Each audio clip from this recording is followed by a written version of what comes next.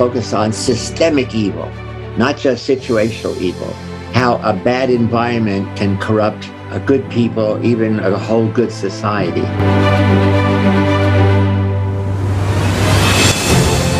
One of the biggest evils in the world now is climate change disaster is coming, and the evil is indifference. How do you change egocentrism into what I call sociocentrism?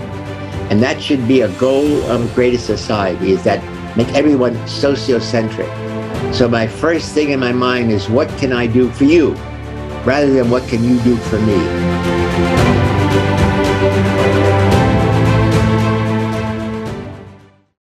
Dear viewers, welcome to the Experts Opinion program, where we conduct interviews with experts and scientists on the platform of Creative Society.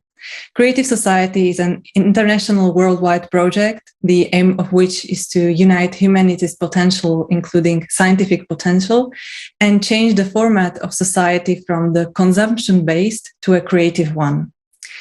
On the series of events titled Global Crisis, we raise issues of our modern society, real climate situation, different environmental and social issues that we'll deal with in society today. And the most important, we talk about the way out of the situation, the creative society. We continue to raise these topics on the international forum Global Crisis, We Are People, We Want to Live. I'm Barbara, and today with me is Alex, Roland, and Robert. Today with us is Dr. Philip Zimbardo, living in San Francisco, an American psychologist and professor emeritus at Stanford University, worldwide known for conducting the Stanford experiment, author of multiple works like the Lucifer Effect, and also founder and president of the Heroic Imagination Project. So now we can start with the questions. Robert, Alex, please start. Yes, really welcome you. It's really nice to see you. Nice to be here. Thanks. And you know what we want to discuss is we have saw the forum that was on the 7th May called Global Crisis, We Are People, We Want to Live. We saw many examples of real violence, of what is happening in our society. And what we came to, what we want to discuss in the first question is, in what extent does the environment where all of us are living, the rules of the system, influence the behavior of human beings? Yes, great question. It's actually what I've been doing all of my professional life, focusing on how social environments influence people, how a bad environment can corrupt a good people, even a whole good society. So, in fact, the Stanford prison experiment is a model of how social situations which encourage people to play roles can totally distort their behavior and personality. So essentially, in that experiment, I put good people, college students, intelligent college students. I gave half the role to be a guard, half the role to be a prisoner. Neither of those roles they ever even thought about. And then I put them in a social situation, a mock prison, to live for day and night for a week. And what we saw was a very quick, almost instantaneously corruption. The young men who were playing a role of to be a guard soon became hostile, abusive, even what I would call creatively evil. They would think of new things to do to humiliate, degrade the prisoners. And the prisoners who were physically, psychologically strong, because we interviewed them before, began to have emotional breakdowns in their role as prisoner. So here are these two opposite effects, dominance and submission, produced in a basement at Stanford University. And so I extend this in the Lucifer Effect to say,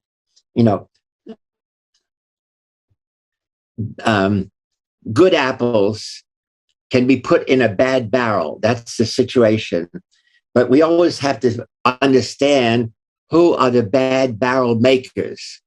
So this is where we have to focus on systemic evil, not just situational evil. And very often the people who make those barrels are hidden. They are the power brokers in every society. And sometimes it's legal, sometimes it's corporation. So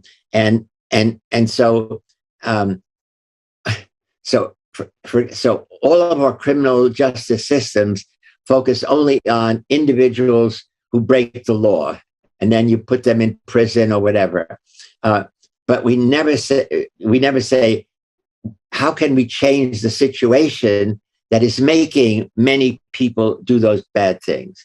So in America right now, there are more than 2 million citizens in jails and in prisons. 2 million.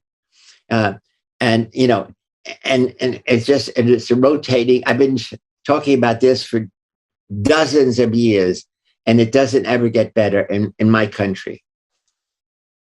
So you're basically saying that not only environment, but also the examples that are subconsciously actually presented to people have influence on how their reactions, how their behavior could change. Absolutely, you hit it on the head. So a big problem we have in America is racial disparity. So we have a huge percentage of our society is Afro-Americans and Latinx. And as you know from recent news situation, there have been violent confrontations between police and blacks, but it's really white and black. So racism has been going on in America, so that's a systemic curse. So it's not just a situation, but it's really what I call systemic evil. Racism in every country, and almost every country has a group that is outcast. Some places it's Roma Gypsies, some places it was Jews. And so this is where a greater society has to rise above these individual confrontations and say, how can we change the entire society so we can eliminate racism and even sexism. So it is said that the current format of society, the consumerist format of society, it's based on the thesis that people are evil. So the system is in fact trying to bring out the worst from the people. So, but if we think about it reverse, then if we change the society, change the conditions, then we should be able to bring out the best from the people. So what do you think about it? How do you see this? Oh, yes, of course. See, I don't think people are evil. I think people, certainly they start off good and get corrupted. Poverty corrupts. People who grow up in poverty, as I did, I grew up in poverty in the South Bronx in New York City, in the 30s. And all around me was evil, corruption. People, if you're poor, then you do things to make money. And to make money, if you're poor, those are always illegal. It's selling drugs, it's robbing, selling, stolen goods. And I was able to rise above that because I was able to look at this. And I had my mother always said, don't play with the bad boys. But I'm saying, so a situation of poverty everywhere in the world brings out the worst in people, because the worst in people is when I have to survive, when I'm living not to thrive. And a greater society encourages people to thrive, to be the best they can. Poverty makes people focus on how do I survive? And sometimes I have to survive by stealing. Sometimes I have to survive by dominating other people. Sometimes I survive by killing somebody who I think is my enemy. Yeah, so basically, as I understand it, what you are trying to say, maybe if we can make our society, make the conditions so that everyone, every single person feels safe, has roof under his or her head, has something to eat and is warm, then, well, a lot of criminality will like disappear, right? Because there will be not this fight to survive, like of the everyday. Oh yeah, Barbara. We can't say it will disappear, but we're talking about reducing. So it should be less. We should have less crime, less evil in our society, if we can achieve the conditions that you say. But those are very difficult to achieve in large cultures. Now, one of the unique problems in America has always been guns. That because the Americans won the revolution against the British government in 1776, fighting, there's always been a notion of the right of citizens to bear arms. So it's in the Constitution that every American citizen has the right to bear arms against an enemy. But people have misinterpreted that as all Americans should have a gun to protect themselves. So every day in America, there are people killed, including in schools with guns. So it's a gun crazy society. And I've tried very hard to try to help work to change that. But, people start off say, if I have a gun, I am protecting myself and my family. But then if I have a gun, my son picks it up and goes to school and shoots an enemy or shoots a teacher he doesn't like. And this has been happening for, dozens and dozens of years. And so I don't know how, because the gun culture is part of the mentality of Americans, which is different than, British, Canadians, et cetera, nations all around America, all around the United States, not America. Yeah. And I think that it's not just a question of guns, but if we look at the media, like the films, everything that they show us is like to be a hero with a gun. So, however, when like here in Slovakia, we do not have guns that many like in the USA, but we also have that kind of thinking that if we want to change something, we need to do revolutions, we need to fight, we need to kill somebody. And I think that this is the problem, that we want to change something with fights. However, like we see it, it should go through like evolution. What do you say on it? Yeah, it's really good points you raise. It's, so what you said at the beginning is about media. So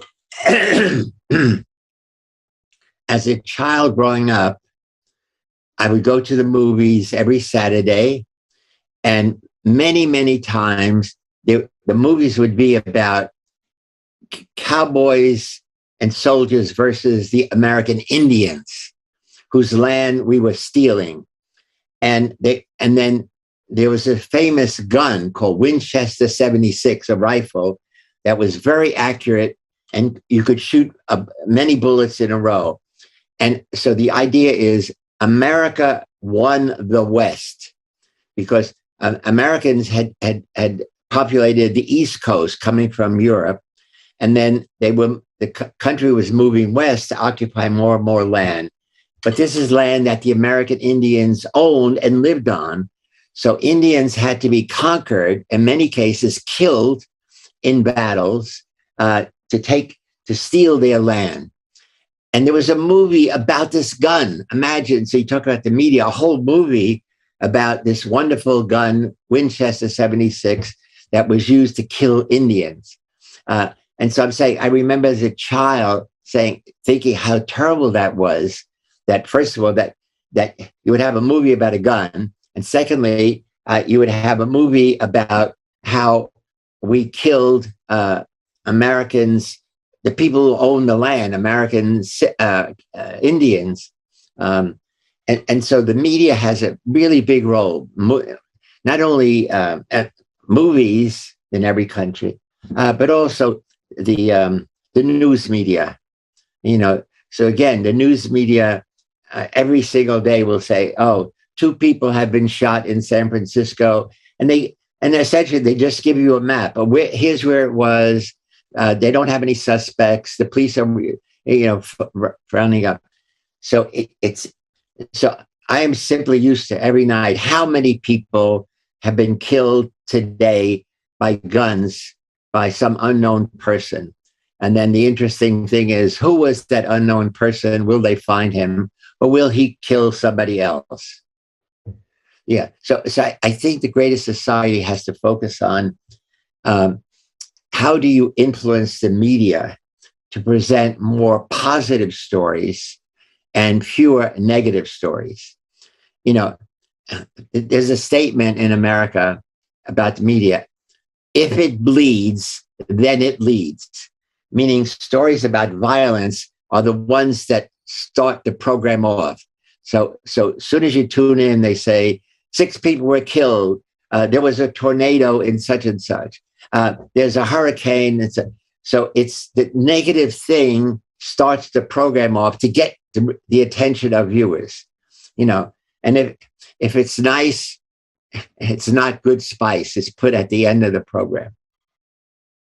Yes, absolutely. Unfortunately, we see these examples everywhere. Unfortunately, we also know, from different studies, for example, that in Germany it's also controlled by some powerful organizations and people who own some huge companies. So it was always used as a method for manipulation, and especially one of the main issues, and again, this violence, that human's life is costs less than money. So profit makes people kill. Profit makes people steal other children and give them to slavery. And we saw these examples all over the world.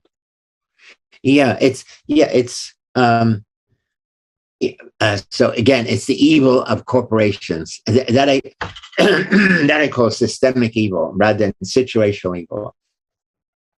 And usually this is behind the scenes, so that in many cases, big business of a certain kind can buy politicians. So one of the biggest evils in the world now is climate change disaster is coming, and the evil is indifference. So you're right. We have to focus on who are the corporations that are corrupting democracy. When I was reading your book, The Lucifer Effect, what caught my eye at the first moment was that you proposed that actually it is the power that corrupts people. When you put people in a situation, in a position where they have power to decide on, and it doesn't really matter if it's politics, if it's economy, if it's basically any institution with vertical hierarchy where we can find it. Everywhere we can find this problem. So maybe when I'm hearing what you are saying, the problem is how our entire society is functioning. When you put people into this position, then it's all about money. It's all about how I can earn more and more, and I'm not looking about the lives of the people. What comment can you make on this? Yes, of course. Well, thanks for reading my book and extracting one of the main messages is power has the opportunity to corrupt. but it also is, if you have power, then you have an opportunity to make change. That's the most important thing. So you have the opportunity to change what's bad into something good. So, for example, within a family, usually the oldest child has power over the younger ones because, you know, they're smaller, they're weaker. And I can remember my mother saying, your job is to take care of your younger brothers and sister. You know, your job is to see that they are taken care of, that nobody abuses them. Because again, I said we lived in a ghetto. And so there was a case where my mother said, you have physical power, you're bigger, you're stronger, you're first, and you have the power of being number one, but use it wisely and use it well. So that's a statement. Those in power should be encouraged to use their power wisely and well to help other people who have less power. And ideally, what you want to say is you want to be able to create a society where power is shared rather than there are dominant people, you know, because they're richer, dominant people because they're of their skin color. So again, it seems to me that a greater society project is how do you get people to share power rather than hoard it, rather than use it against other people who have less power.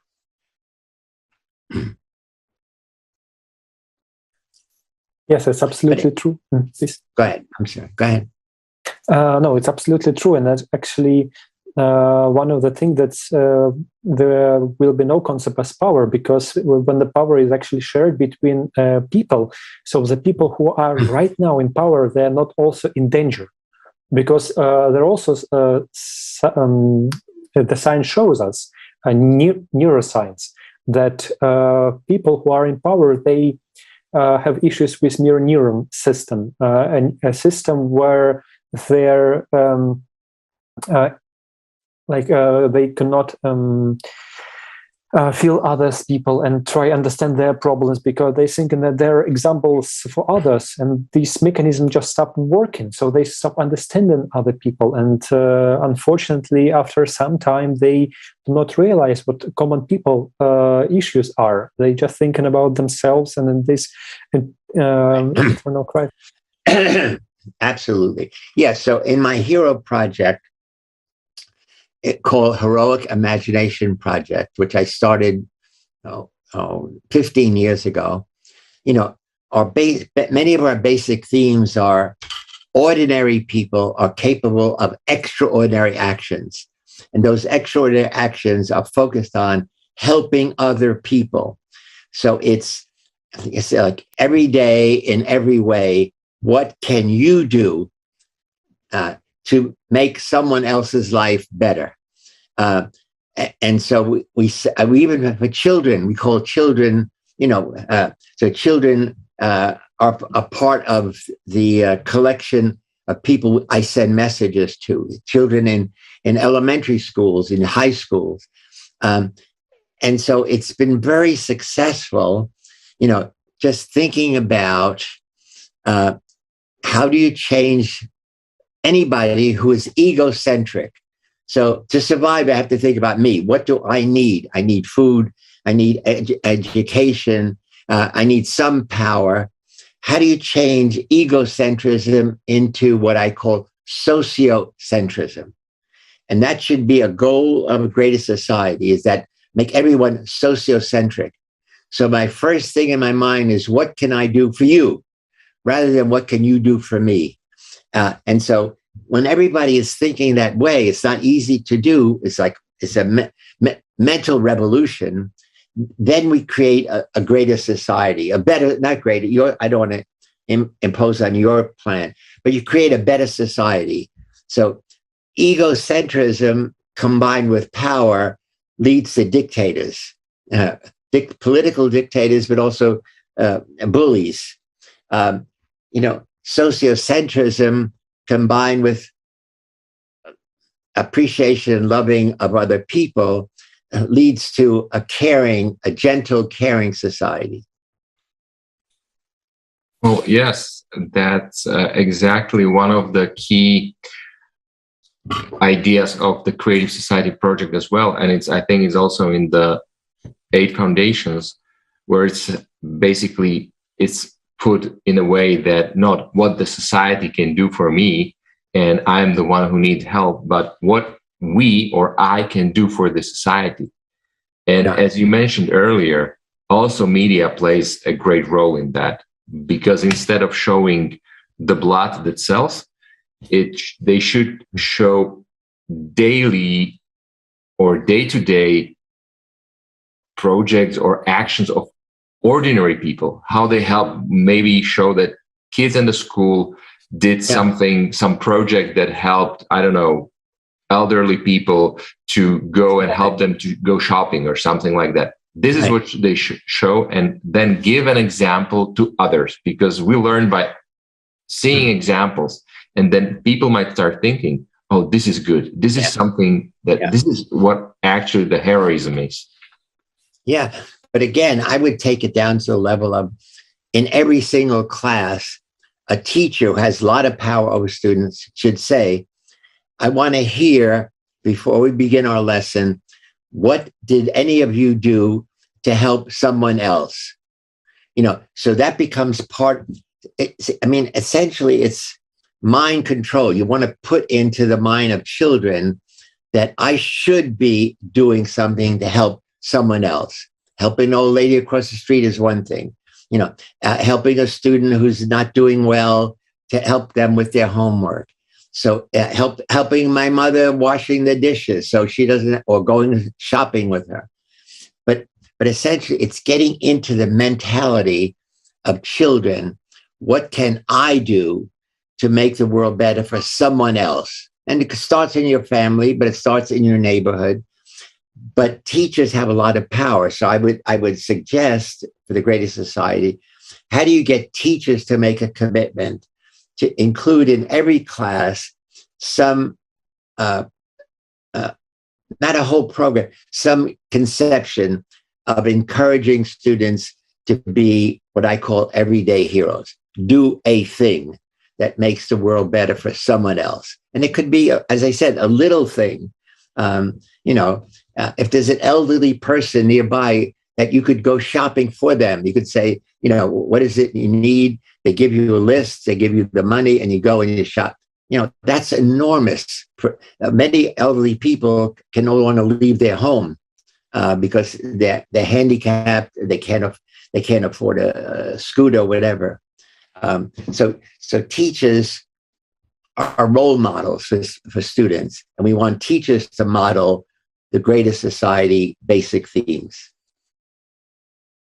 I'd like to link to this topic because there is a strange thing we can see in the society. That's when the the types of these kind of heroes appear, these ordinary heroes. Many times they have to face criticism. Many times other people are trying to put dirt on them. So why is this all happening? Why is it? Why do people put down heroes? Why are trying they to put dirt on these heroes? Why are they criticizing them, telling them that you are trying to do something which is fairy tale, which is not real, that there cannot be any change, and like they have to face this kind of negative way? Yeah, I was just going to say, there are too many people who think negatively. And heroes represent the positive in human nature. Now, the other thing is, once somebody does a heroic deed, it means I didn't, and I could have. Like giving blood to a blood bank to help strangers live, people with kidney problems live, is, for me, heroic. So I'm trying to change the nature of heroism from somebody who's going to give their life going to surrender their life to help somebody else live. But so the everyday hero is somebody who does little things. And we want to put in your mind is something you do every day in every way. Giving somebody a compliment, making them feel good is a small step on the path of heroism. So people who criticize heroes, at one level, they really wish they had done it. And the hero is getting attention. What I'm saying is, you want to get to the point where it's intrinsic. That is, I don't need a medal. I don't need people to say, you did a wonderful thing. I know in my mind, I did the right thing at the right time to make somebody else's life better. So that's, again, the theme of sociocentrism dominating egocentrism. Yeah, so I think what you are just saying, it is really important for each and every one of us to become this kind of a hero, because as you mentioned, we are facing also the climate change, and the situation is worsening every day. And we cannot be sure that, tomorrow it will be us that will be hit but by some disaster. And what will help us to survive as a society is to start behaving like these heroes, to help each other, and in this way to unite. The question, well, maybe the last question is, how can we encourage each and every person to do this, to be proactive and to start this change in the society? How is it important today for each and everyone to understand that we need to do this? Yeah, that is the big question. That two things you raised. First, climate change disaster is imminent. It may be too late. It may be too late to reverse it. I live in California, and we have a drought.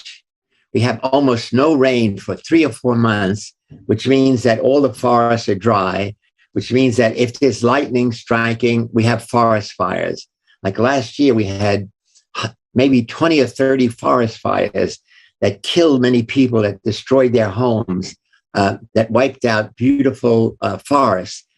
At the same time, in the middle of America, they were having floods and hurricanes. On the north side of America, they were having snowstorms. So just in America, the climate change has produced dramatic, extreme weather conditions, but very different. And also, for example, now, while California, which is on the west coast of the United States, is having a drought, above us in the north, Portland and Seattle, Vancouver in Canada are having extreme rain all the time. So it's totally, the negative effects are totally unpredictable, but they're here. And so again, it's, how do we create eco-heroes? How do we create young people who say, what can we do to save our planet from this imminent disaster? So that would be one thing.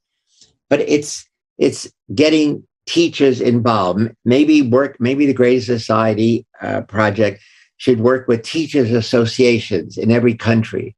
Maybe work with Boy Scouts, Boy Scout and Girl Scout organizations in every country that teach, be prepared, do, as I was a Boy Scout, we talk, do good to others. And there's also the basic Christian thing is do unto others as you would have them do unto you. So here's being sociocentric with an underlying level of, if I do good, then when I'm needed, good will come back to me. Well, and it's a big job. You got a big job ahead. Yeah, and it's a positive thing to think that we all are able to do this, because as you mentioned, all people are good, so it is just up to us to start behave in this good way and become this hero in our everyday life. I would like to thank you for your time. Thank you for being with us today. It was really delightful. I'm very thankful for you. And to our viewers, we wish you a happy evening. Goodbye. Thank you so much. And I applaud the work you're doing. I didn't know about it till you contacted me. It's a wonderful project. I don't know if you're in California or San Francisco. If you are, I will endorse it, support it to all of the people who follow my lead, because it's wonderful what you're doing, and we need more of it in every society. And also, before we end, my family is Sicilian. My grandfather's side. I go to Sicily every year for 16 years until the pandemic. I'm about to go back next week. I started an educational foundation that sends high school graduates to college. Before I started, no Sicilian high school student ever went to college, because they said when you graduate, the mafia will take care of you, that you don't need a degree. And I changed that mentality. So I think your program would be really welcomed in Sicily, and especially in Palermo, where I work closely with a team of people who brought African migrants to Palermo, taught them Italian, gave them housing, gave them clothing, taught them values. And now those Muslim African migrants are our teachers in Sicilian elementary school, grade school, high schools. And so it's a wonderful story about when everybody was turning migrants away, they accepted a relatively small number from Africa, but then gave them the resources to be effective. And now this is years later, they are teachers and trainers. And the last thing is, so we give them, let's say, 50 euros for every class they teach, half of which they send back to their parents, so that the parents feel that the child didn't desert them, but they're helping them survive. So it's a wonderful, for me, it's a wonderful story. I'm really looking forward to going back in, as I said, in a few weeks. Thank you very much. Thank you so much for the examples. Ciao. Thank you. Ciao. Ciao. Thank you very much. Bye.